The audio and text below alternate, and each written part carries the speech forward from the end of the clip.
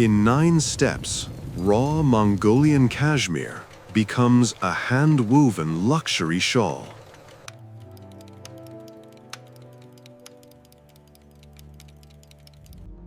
Overhorn as soft and light as winter air, this hand-woven cashmere shawl rests on a single pair of shoulders, yet carries an entire landscape within its threads. Each fold catches the light, revealing a quiet shimmer that only the finest Mongolian cashmere can give. There we are. I think that drape works very well with the coat. Yes, I love it. It's stunning.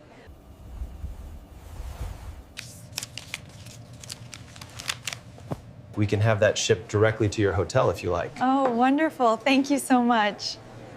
Before it reached this boutique, it was nothing more than a hidden undercoat on goats grazing under a hard blue sky. From the wild steppe to the loom, from raw fleece to luxury icon, follow this shawl on its journey from origin to icon.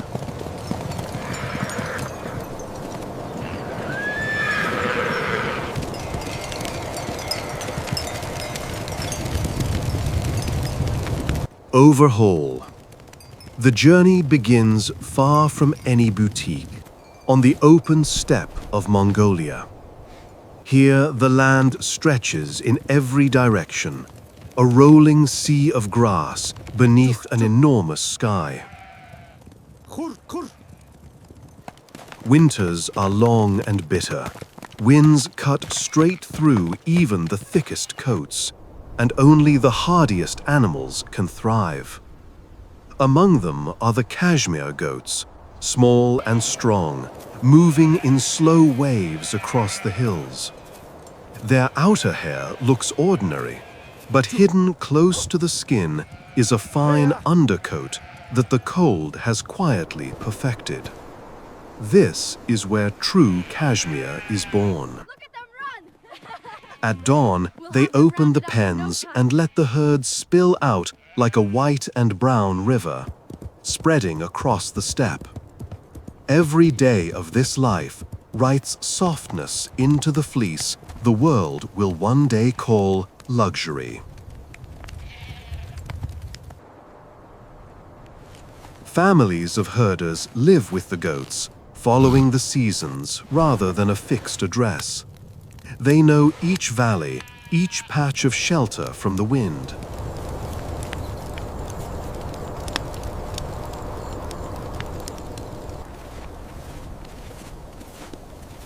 A cashmere goat does not grow its famous fleece by accident.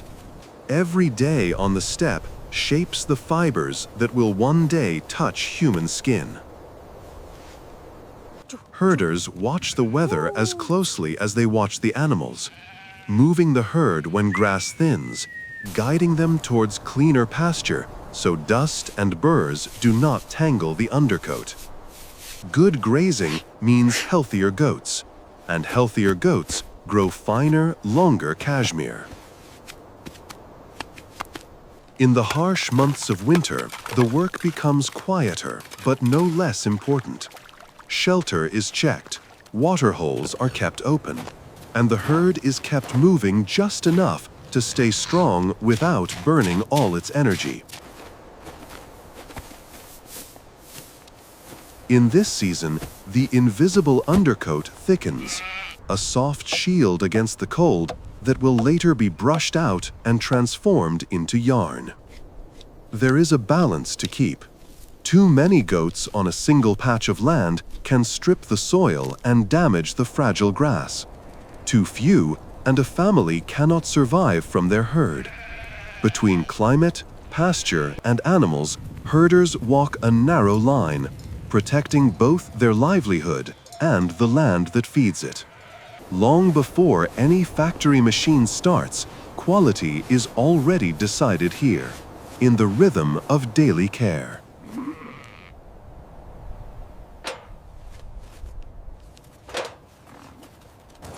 When the hard winter finally loosens its grip, the steppe begins to change. Snow withdraws into the shadows, pale grass pushes through the cold earth, and the cashmere goats start to shed the deep undercoat that carried them through the frost. This is the quiet moment herders wait for all season long. There is no rush, no rough shearing. Instead, animals are brought in small groups to simple wooden frames, where patient hands work with wide-toothed combs. Stroke by stroke, the softest layer closest to the skin is teased free, while the coarser outer hair is left behind. The goats stand, shift, and nibble, more curious than afraid, as clouds of pale fleece gather on the ground like fallen mist. Each handful is precious. Herders shake out bits of straw and burrs, then place the down into cloth bags that slowly swell and grow heavier through the day. The work is repetitive, but strangely calm, guided by long habit and an understanding of how far they can go before an animal has had enough. By the time the sun drops low on the horizon, the goats are thinner, the bags are full, and the first visible chapter of cashmere has begun.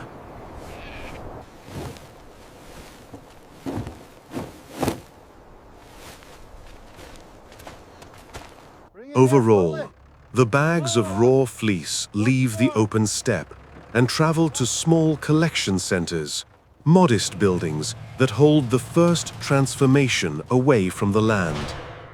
When they are opened, the room fills with a faint, warm scent of animals and dust. At this stage, cashmere does not yet look like anything the word luxury would suggest.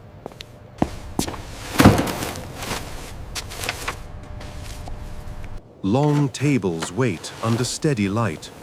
Workers spread the fleece out in thin layers, their fingers moving with quiet confidence. First, they separate by color, easing apart natural whites, soft creams, gentle grays, and deeper browns. Each shade will later find its own destiny, sometimes kept pure, sometimes blended to create subtle tones that never quite repeat. Next comes the slow removal of obvious impurities. Bits of dried grass, tiny seeds, and fragments of guard hair are teased away. It is a conversation between hand and fiber, repeated thousands of times. Once sorted, the fleece is weighed and placed into clearly marked sacks. Names of regions, colors, and quality grades are written out, turning what looked like chaos into an orderly map of future yarns. Each bag is tied, stacked, and prepared for the next journey, this time to larger processing plants. From the outside, they are only bundles of pale fiber, but inside lies the promise of shawls that will one day feel like a second skin on someone's shoulders.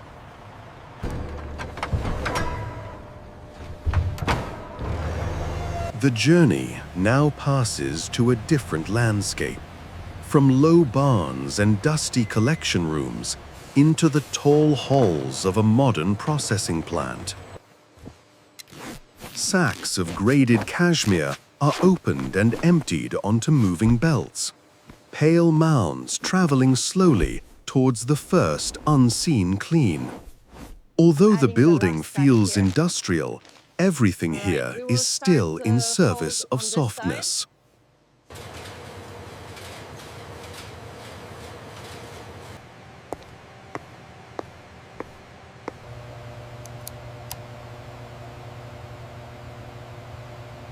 The raw fiber enters long washing lines, where carefully controlled water and gentle detergents lift away grease, dust, and traces of the steppe.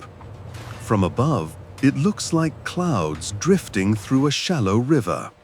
The belts pause and move, dip and rise. Excess water is pressed out, and great wheels of warm air begin to turn. As the cashmere emerges, it is lighter in color and smell, closer to the neutral scent that will allow dyes and finishes to sing later on.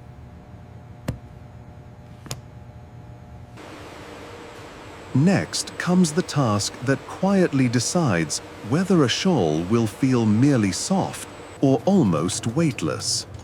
In the dehairing section, machines separate the fine undercoat from the remaining coarse guard hairs. Under bright light, the fibers travel through a sequence of rollers and combs, passing close to sensors and brushes that flick away the thicker strands. The process is repeated again and again until what remains is an airy web of pure downy cashmere. On a technician's hand, it looks like a small piece of fog that refuses to fall apart. From here, the fiber needs order. In the carding and combing room, it is fed into machines that align the strands, smoothing out tangles and bringing thousands of individual filaments into the same direction. The cashmere flows out as long, soft sheets, then as ropes called slivers, relaxed but organized. Workers watch the movement with quick, practiced glances. They make small adjustments, stopping a line for a moment if they see the slightest sign of unevenness. Because any flaw now will be multiplied in every meter of yarn. The spinning floor is where weightless clouds become something that can be held, measured, and woven.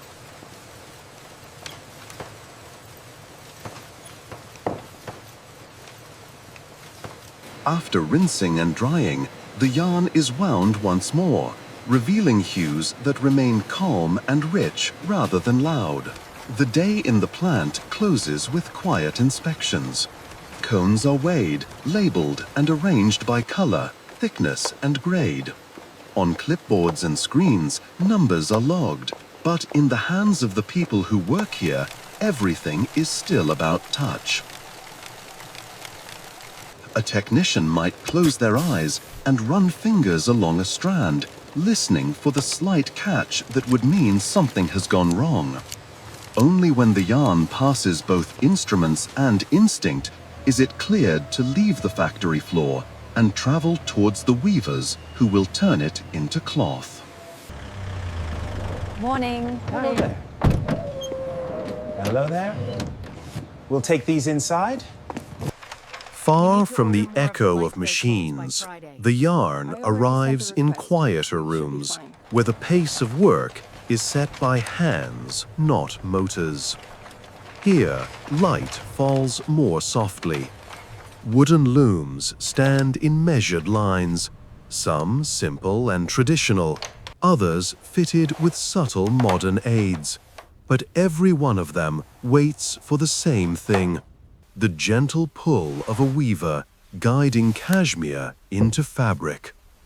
Cones of yarn sit nearby in careful stacks, colors chosen not just for fashion, but for mood, season, and the way they will move against the skin. Once the fabric leaves the loom, its journey is still not complete. Edges are checked, loose ends secured, and the fringe at each side is sometimes twisted or knotted by hand into a subtle signature of the atelier.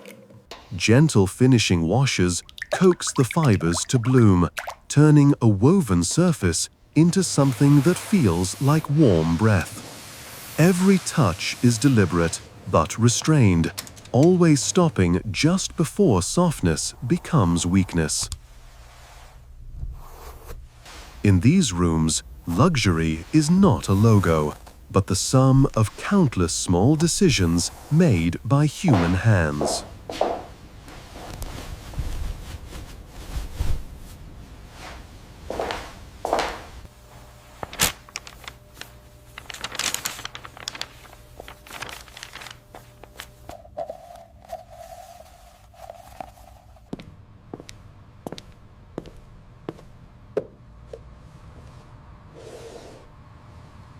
Overall, the journeys of fiber, machine, and hand finally come to rest. Cashmere hangs in long, even rows, each piece folded over a wooden bar so the fabric can fall freely. Some are the color of untouched fleece, soft creams and pale stones. Others glow in deeper shades that echo winter berries, evening skies, or the dark soil of the steppe after rain. Under gentle lighting, the surface of each shawl catches a quiet sheen, not bright, but deep and calm. From here, selected pieces make their way to boutiques where the world first meets them as luxury. Behind glass or laid on smooth tables, they wait beside leather goods, fine jewelry, and carefully chosen objects. An assistant lifts one by its corners and lets it slip through their hands, demonstrating the way it flows and returns to shape, the way it warms without weight. Customers reach out almost without thinking, drawn first by color, then by touch. They feel only softness and ease, unaware of the hundreds of small decisions that made it possible. On a shoulder, over a coat, or wrapped close to the neck, the shawl looks simple. Its complexity has been folded, stitched, and pressed into silence. This cashmere is absolutely divine, isn't it? We source it directly from Scotland. It's incredibly soft. If we use this data, the projection improves. I agree. The trend is clear now. Let's run the simulation again after this coffee. From a distant line of goats on a frozen horizon to a single shawl resting on a pair of shoulders, the path of cashmere is long and carefully drawn. Each stage removes something unnecessary and adds something essential. Winter cold shaping the undercoat, herders guiding the herd, quiet hands sorting raw fleece, machines washing and refining, spindles spinning clouds into yarn, and weavers turning threads into fabric that almost seems to float. By the time the shawl reaches a boutique, its story has been hidden inside its softness. Only those who look back along the journey can see how many landscapes, decisions, and lives are woven into its folds. If you would like to follow another material from its raw origin to its final life as a luxury icon, stay with Origin to Icon for the next journey.